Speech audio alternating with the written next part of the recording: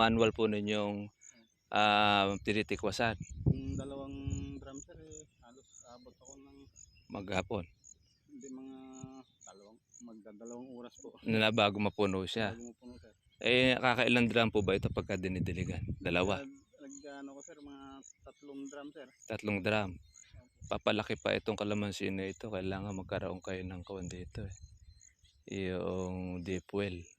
Sa katabi ba ninyo rito may mga deep well? Wala. Ano sir, may cooler po dyan sir. Kaso pag sobrang tag-init na po sir, naabutan na po. Nauubos. Opo. Sabihin, natutuyo rin naman yung tubig, ano?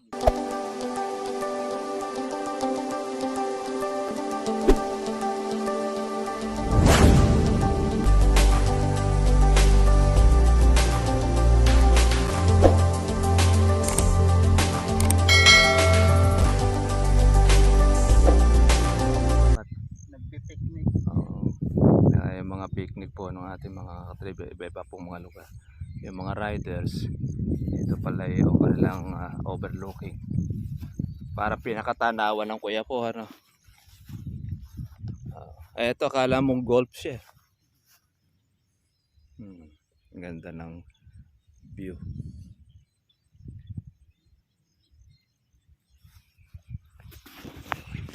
Yun yung ano po niya sa Facebook sir. May Facebook po tayo, tsaka meron po tayong YouTube. Sa YouTube po natin, marami po tayong upload na video niyan. Mahigit ng 2,000 video uploads. Lahat po ng paraan po ng pagkakalamansi, pag-aalaga, nandun. Pero po yung mga tutorial po natin na exclusive pa natin sa mga farm natin na ginagawa. Yan po ang mga basic na tinuturo. May ano po sir, yung tinatanggal ko yung paru-paro. Ito po. Ayan. Ito po. Tinatanggal po yan dahil kasi Nagiging paru-paro po. kinakain po ng kanyan dahon, ninira. Pagka konti lang naman, pwede nyo pong alisin. Pero pagka marami pong sumalakay, pwede nyo po siyang sprayin po ng insecticide. Ang gamot naman po natin dyan, kadalasan po yung lanet tsaka po brudan. Pinaghahalo natin siya. Yung isang takip po na lanet ng brudan, tapos isang kutsara po ng lanet. Sa isang 16 liters knapsack. spray po. Ito, di naman siguro ubos to ng 16 liters. Dahil baka sumobra po, baka kalahating litro lang halos ang kawan niya. Okay, kunti lang naman po. Opo. Bali, ito pala yung gawin na ito yung nataniman. Sa gawin rito, hindi pa Gagawin kalabasahan. daan dyan sir. Daanan naman po doon. Kasi dyan po, patayo po siya ng bahay dyan sir. Oo, dito sa ibabaw. Okay nga naman, bakasyonan, ano. Yan doon naman po sa may kalabasa, ano po, tayuan niya ng mga manok po. Yung racing. Mga pabo, tapos kakulungan. Sa tag-init po ba, hindi po ba mahirap ang tubig dito?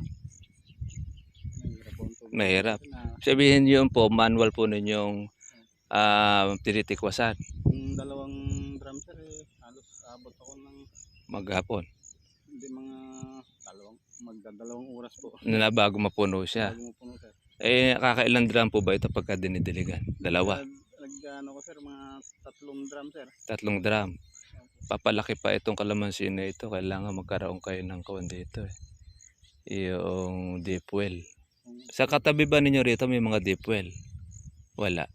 Ano sir, may cooler po dyan sir. Kaso pag sobrang tag-init na po sir, naabutan na po. Nauubos. Opo.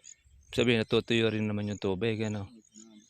Makong kasi ito dahil kung ito yung bundok Ito, tuloy-tuloy naman siya. Kaso pag ano, yung pag tinikwas, bumabalik. mabigat na po yung Mabigat yung kasi sabihin, nauubusan kasi ng balong. balak po niyan paano ng solar po. Solar. Kasi sa solar, ganun din na magiging labas yan. Kailangan dyan, meron drilling. Yung drilling na pagkuha ng tubig para malaki-laki po yung kanyang pundasyon. Kasi pagka maliit lang kasi pundasyon niya, para kula sa poso, maagad po yung tubig. Kaya lang, medyo gastos lang yun. Yung tinatawag na yung submersible. Kaya lang medyo, medyo mahal-mahal po ang pagkapakabit yata. Buwan po sir, no? Pag nag-abono nito, Oo po, isang buwan. isang buwan. Basta't po yung ilalagay nating abono po rito, wag po siya yung matatapon. Yung Kailangan ayusin nyo muna po yung bilog po ng kalamansi, puno. Ganito sir. Aha. Ayan, ito, pwede ito. Ayan. Kanya, para nun, hindi po tatakbo po yung tubig sa baba. Magkaroon lang kayo ng harang po dito pag tag-araw. Hindi maagas po. Hindi po maagos. Po, ganun din sa Megawana kasi ito, pabulusok ito eh. Pero kung malakas lang sana yung tubig ninyo, dito manggagaling sa taas yung patubig ninyo, pababa eh. Magkakaroon na lang po kayo ng kawan eh, ng mga pang-control sa ating kalamansi. Yung para na hindi siya diretso sa ibaba. Ay, maganda rin yung ganyan, controller. Ayun. Yung ginawa ninyo na pahukay kayo. Dito kayo Kasi maglalagay. pag init po sir, nagdidilig ako, umaagos lang. Oo, aagos lang po talaga yan. Kayang ko pa siya yun ano. Pagkatapos, pagka naglagay po kayo ng pataba po dyan, hindi po siya kakainin. Opo. Ito, pangtanggal ito. Sir. Pantanggal ito yung kalamanda rin. Ay, puputulin to sir. Putulin po ninyo. Ito po sir. Dito nyo po kunin sa ilalim. Ay, ibig sabihin sir Yan yun po yung matinik.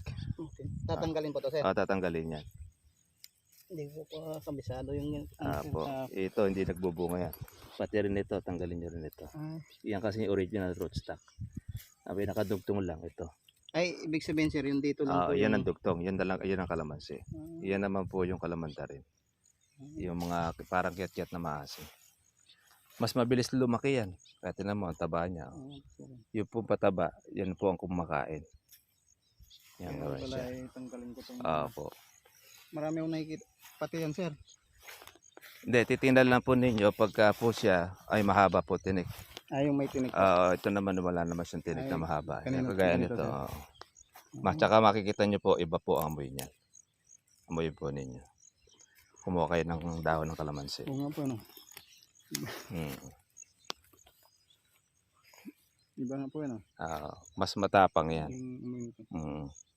Kaya yun ang palatandaan dyan na yung kalamansi nadugtong talaga, grafted. Yan ang gawin niya. Pero ganun po muna gagawin po ninyo. Tapos, pwede kayo po mag-herbicide para di kayo masyadong pong madalas pong mag-grass cutter. Kasi ang damo po natin malakas din po kumain po ng sustansya na patabayan eh. Pagka po lang tayo mag-grass cutter, kung diretso po pag-uulan. Pero pagka nag-aaraw, pwede na tayo mag-herbicide. Para di kayo masyado pong maganda sir na pang-spray po. Pwede po yun yung glyphosate. I-chat ko na lang po para pili na lang kayo. Merong speed, merong golden fire, merong ren fire. Pili na lang kayo doon ng mga pwedeng na kumuha dito sa mga tulis ang dahon. Ito kasi mga tulis po ang dahon na ipe. Itong damo po sir? Po yung damo niya. Kamisa kasi mayroong iba-iba kasi mga criteria ng mga herbicide eh. Ngayon ba sinubukan mo, merong hindi namatay. Yun, magkukuha ka naman ulit na panibagong gamot. Yung timpla po nun sir kuha po yun. Pagka po yung 4 na galon, 4 na litro, mga 1 kalahati. 1 kalahati na ligo na sardinas. Ay, ligo po. Ito hindi naman na kayo kailangan para doon sa malambot. Wala namang ganun pang malambot eh. Tapos, ang pag-i-spray naman ninyo ng herbicide, kailangan po mga alas 7. Tingnan nyo muna po yung kaulapan. Baka mamaya ay makulimlim. Huwag muna kayong mag-i-spray. Pagka medyo maganda ang araw, sumikat yung araw, 7, tapos kalmahan po yung hangin, pwede kayo mag-spray. Ang gawin po ninyo, hawanin nyo muna po yung mga nasa kalamansi sa ilalim para hindi na po kayo lumapit po ng spray po sa kanya. Mga dito lang sir. Ipapaikot din. Para kung saan. Para din para maingatan ninyo yung kalamansi na huwag siyang maanggihan. Madali lang pong patayin ito. Yung damo na yun. Malakas po siyang kumuwan eh. Siguro kada ako ninyo weekly. Gusto nyo mahaba na uli. Ano lang to sir, yung mga 10 days. Mahaba na uli siya. 5 days lang. 5 days. Oo, kasi parang inahitan mo lang eh. Lalo na po yung tubon sir. Kaya mo Oo. kailan ko lang inano po nun. Sandali lang eh mahaba na. Mahaba. Kasi mahal din ang gasolina eh. Pagka kasi herbicide mo siya, matagal-tagal lang ulit, mga 1 buwan. Tapos makikita po yung kanyang kalupaan. Eh maganda ikaw kuha nito. Biro mo 6 months na pala. Halos hindi po siya lumaki. Ang nakakuha nito dahil doon sa tubig. Nakaraang tag-araw. Kulang po siya. Oo, nasaktan siya. Ito sir, ayos lang po itong ganito. Tumubo siya. May tinik. Ito, tanggalin nyo yan. Ito sir. Oo, Ang dalawa po. dalawa na yan. Ito, makikita na nyo yan pagka po kuha siya. May tinik po. Basta po yung tumubo siya sa pinakailalim. Yun yung kalamanda rin. Paano pala sir pag yung ano, di ba yung kasi hindi ko pa kabisado yung mag ano yung pruning ano yun? Mag-pruning. Hindi na po ninyo po pruningan ito dahil mababa po Hindi, siya. pag malaki na sir. Pag po malaki, halimbawa meron pong single stem, ang ginagawa lang po natin ito, ginakuha siya. Kinakat lang po ninyo yung dulo. Yung dulo lang po. Pagka tumaas siya, nakakatingin ito. Hindi pa lang po ganyan. Para po siya magsanga. Kaya tatalbusan ninyo yung bawat mga kawan. Ito, hindi pa naman ito masyadong tataas dahil ko maliliit pa eh. 1 stick po siguro yung pagkakuha ni Kuya rito. Yung isang diretso lang na maliit na sandangkal. Yun. Maliit po siya na yung Pinakamaliit lang yun, yung maliit na supot. yung ay ganito po sir. Ayun nga, mga 1 stick nga lang yun. Pero maliit po yung ano sir, Sandangkal lang. Ganyan lang kalaki yung supot niyan eh. 1 stick nga yun. Kasi ang medyo malaki ng konti rito. Mataba. Ang size ng medium, halos ganyan na. Size na. Yung ganun na kuha siya na isang dangkal lang. Isang kalahating dangkal pa eh. Kumbaga sa kawan, halos parang kapupusit lang sa kuha sa punla. Ito 6 months na pala kaya medyo tagal-tagal na rin po pala itong kalamansin niya. Babawi po yan basta pumalagay po ng pataba. Ito natin. Ayan, mataba kasi ito eh. Tsaka yan po ang kumakain ng abono natin. Opo, yung mga damo na yan. Pag in-spray nyo po ng damo yan, mamatay na po siya. Kagaya nito, medyo dalisdis siya. Dapat doon kayo sa baba manggagaling. Huwag dito sa baba. Kasi pwedeng mapisikan po yung kuwan. Basta pag dito po sa taas, puro doon kayo sa baba mag-i-spray. Pataas. Huwag yung gagawin nyo yung pababa na ito, matatalsikan po yung mga kuwan natin. Kalamansi. Kaya meron pong technique din. Meron pa kayong mani-manian. Ayan,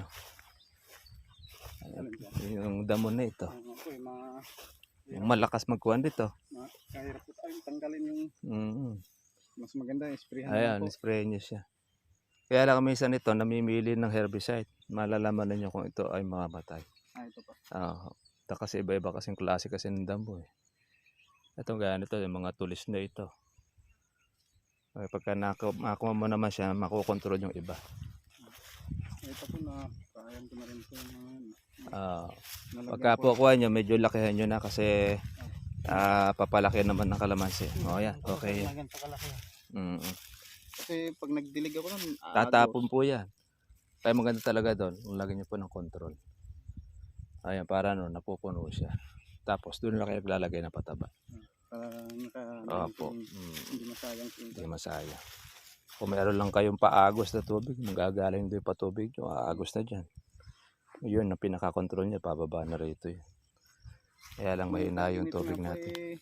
Araw-araw po ako nagdidilig sir. Dito? Opo. Ibig sabihin, tuwing umaga? Tuwing umaga po hanggang alas 9 po. Nako po, pagka po ito yung nagbubunga na, hindi na po pwede yun. Kailangan nyo po na marami talagang tubig. Marami talagang tubig. Ito po ba sa tag-ulan ba ito nagkakaroon ng tubig? Opo sir, maagos po yan dyan sir. Yung dyan sa in-sprayan ko sir. Yung sa baba. Siguro ito mas maganda pagka sa tag-ulan. Pwedeng gawin itong parang mini dam. Yung fish pan po. Po, fish pan. Pagka tag-araw, diyan kayo kukuha ng tubig. Ang ginagawa nila dyan, nagkakalat sila dyan parang ditong plastic. Yung hindi na sila po magsisimiento. Pag kinalatan nila ng plastic, akala mo fish pan siya. Pagka lahat ng tubig sa kanyang hugos, hindi kaagad siya matutuyo. Opo. Ganun na kawan. May fish pan po dyan din sir, pinagawa eh. Wala pang ano yun eh, matagal naman maubos po yung tubig. Ah, sir. tubig. Pwede dito. Kasi lalo rito, problema talaga rito, patubig. Ito pala dati sir. Fish pan po to dati sir. Fish pa po dati yan. Yung tambak na yun po sir, yung turo na hanggang doon sa may ginawang kalsada po. Yun po yung tambak, na sawang po, na Nalinisan. natibag po yung Natibag, lupa, sir. Kaya ayun. wala na. Oh, Butas sabihin, po yung dati maraming- pa lang kuhan yan, fish pan. Yung marami pong talayib na yun sir, butas po yung Oo, okay naman pala. Ayun. Ito ang pakuan ninyo sa boss nyo. fish pan. Para hindi na kayo masyadong kuhan. Kasi hirap po sa tubig sa Tagaraw eh. Ang choice nyo. Nagigib nga kami sir ng inumin namin, doon pa kami sa Kabatuan. Oo, doon, sir, sa- layo pa. Ano? Opo. Eto, sabihin dyan, hindi na iinom yan. Hindi pa sir kasi may ano pa siya yung May kalawang. may buha, may yung lupa po na Malabo. Malabo pa yung tubig. Ilang kuwan ba yan? Ilang tubo? dalawa lang po. Dalawa. Ay, pangkuhan niya lang talaga. Pang survive lang, para dilig-dilig lang. Pero sa Tagaraw, mga kailangan kayo rito talaga ng stock ng tubig. Yun, paikuan nyo po kay sir. Kasi ang kalamansi, papalaki ito.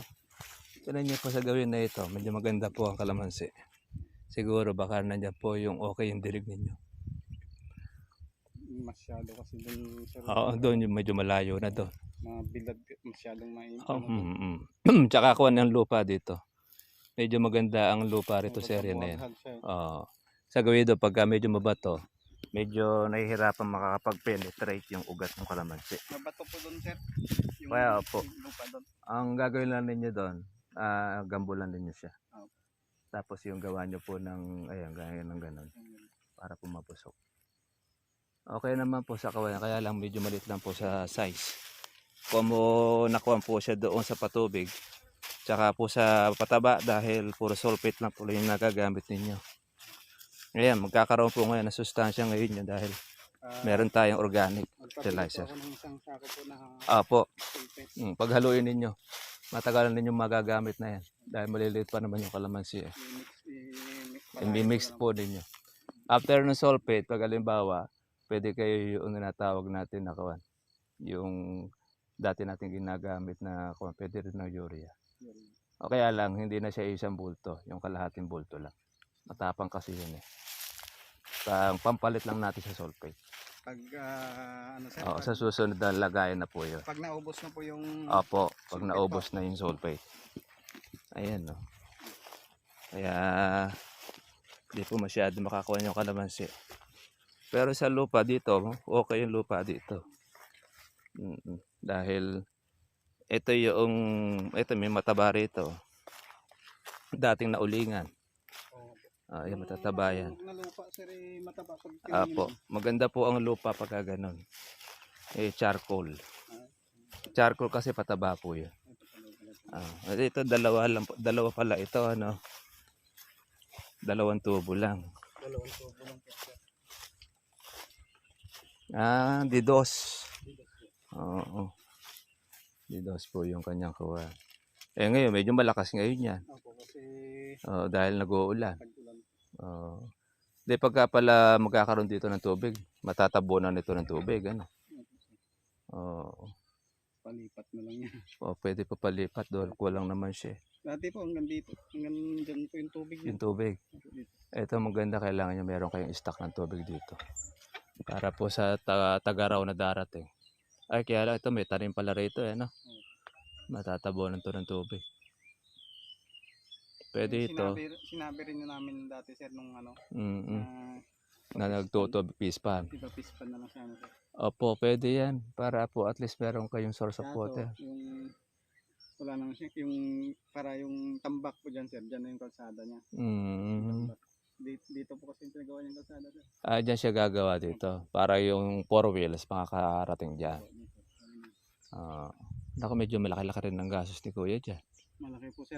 Kasi sisimentohan yan. Tapos lalagyan ng kuwan. Mali pa nga yung unang gumawa ng daan sir. Yan o. Oo. Hanggang doon. Diyan yung kataas, hindi market ng pickup. Pick up. Mahirapan po kasi pick up nila, lalo kung Kaya yan halimbawa. nagbago. Tapos Kaya yun, papaikot. hindi na makontak. Magkano Oo. yan? 180 po yata yung Yung binayad. binayad. Ako po, sayang. Wala lang eh. Tapos ganun lang, inukit lang ng ganyan. Oo, yan. Tapos Galing doon. pinabayaan na. Tapos pag ganyan, may kataas. Ay bubulusok Kaya yung ang kwan binago dyan. ni Sir dito na. Para Oo. masyadong mataas pa ganun eh. At saka hindi, pagka isang diretso kasi na yun, oo nga, nakasigidan, hindi kagaya ng nakaganyan, para siya sa Banawe. Pang Mm. enduro na motor lang eh. Ayun niya. Mataas pa Oh, yan. pa-enduro nga na minsan, pag ako, tataob eh. Oo. Pag masyadong nakaakyat eh. Ay po mga ka-farmers po, yung kanila pong kalamansi ay medyo napigilan po siya ng paglaki dahil sa kawa po natin sa patubig. Tsaka yung kanyang lupa, may area po siya na mabato, kaya mahina at mayroong dumidilaw. Ngayon makakatulong po yung ating pataba po rito para mabilis po ang paglaki pagka ganitong nag-uulan. Kaya lang magiging problema natin dito kuya pagka uli nag-tag-araw. Kaya lang meron tayong source of water bukod dito sa inyo pong tubig. Kasi kung sa mga kapitbahay na yun, meron naman tubig na nakukuha, pwede kayo magtanong-tanong kung paano yung pagpapa-deep well. Alam ko may nag-deep well naman dito eh, no? Oo, ikuha ninyo. Para po ito, sayang yung kalamansi ninyo na ito. Ayun, pagka pumuke yan, pwede pa ninyong, yung mga pwede singitan pa ninyo ng iba pang mga fruit trees. Papaya po yung tinanim ko dyan sir. Papaya. Bagay, papaya naman, okay naman sa kaya kailangan din ng tubig. Namatay po yung yung tag-init po yung mga lansunis. May namatay dito na lansones. Ilang puno?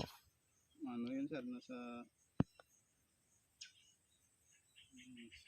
50 yata. 50. Gaano ba kalalaki lansones? Ganito na sir. Ano ba siya yung seedling?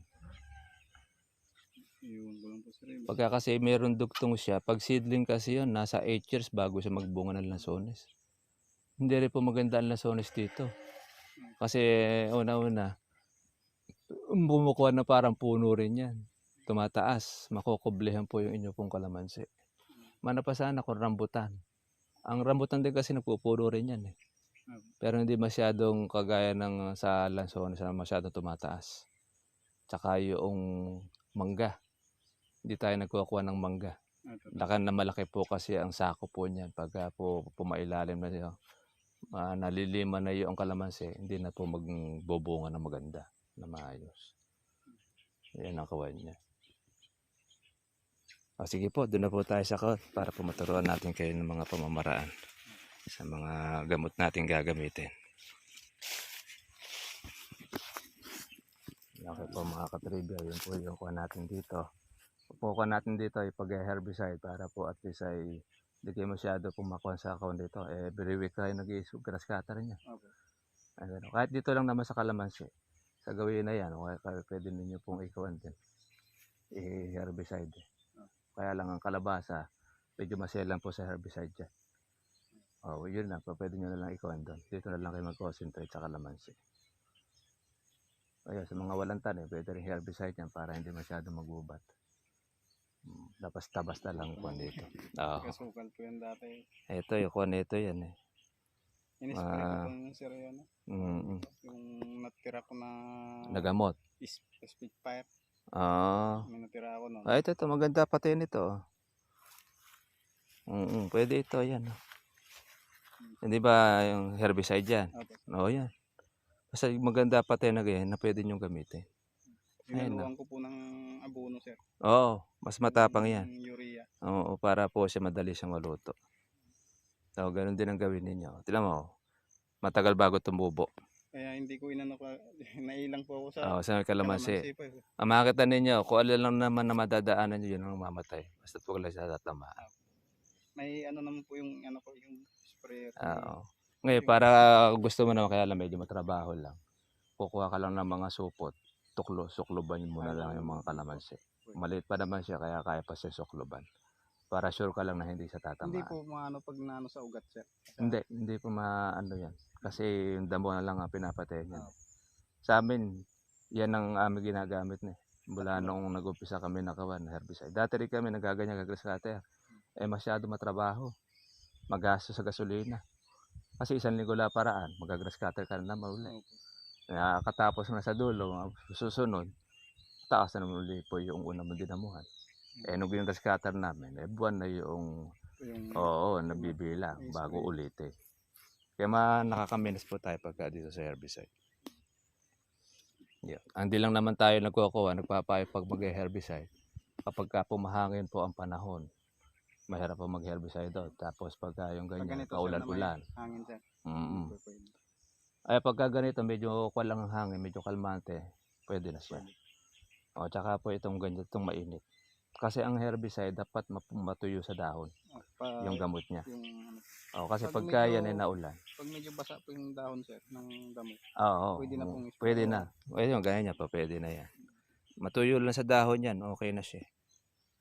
Nakukuha na siya. Sige po, tara, punta po tayo. Aakit naman kami ngayon dito sa hills.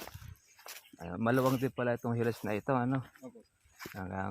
Siguro sa Tagaraw, maraming namamasyal dyan.